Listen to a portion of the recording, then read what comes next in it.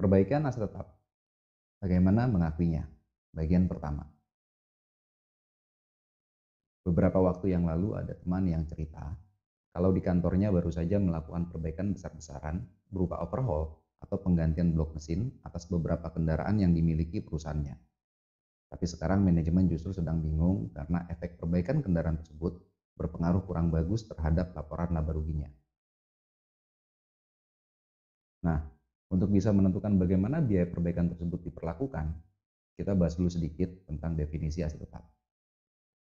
Di Pesaka 16 paragraf 6 disebutkan bahwa aset tetap adalah aset berwujud yang A. Dimiliki untuk digunakan dalam produksi atau penyediaan barang atau jasa, direntalkan ke pihak lain, atau tujuan administratif lainnya.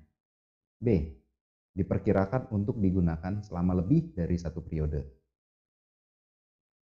Selanjutnya, aset berwujud yang memenuhi definisi aset tetap tersebut, biaya perolehannya hanya bisa diakui sebagai aset tetap jika dan hanya jika kemungkinan besar entitas akan memperoleh manfaat ekonomik masa depan dari aset tersebut, dan biaya perolehannya dapat ditentukan secara handal. Konsep pengakuan biaya perolehan aset tetap ini menitik beratkan pada beberapa hal, yakni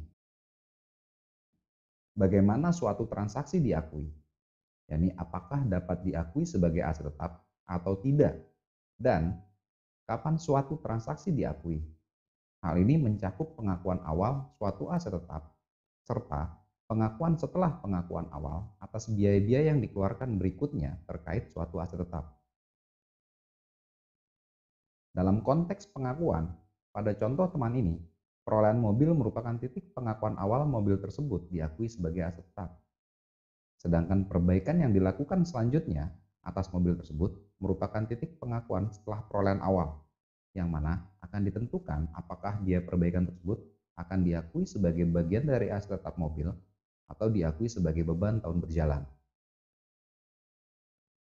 Berdasarkan definisi dan konsep pengakuan sebelumnya, sudah terdapat acuan bagaimana memperlakukan transaksi perbaikan yang dilakukan, yakni jika perbaikan tersebut berkaitan dengan komponen yang memiliki umur panjang atau lebih dari 1 tahun, sehingga dapat mendukung aset tetap utamanya untuk digunakan sesuai dengan definisi aset tetap, maka biaya perbaikan akan diakui ke dalam jumlah tercatat aset tetap mobil terkait.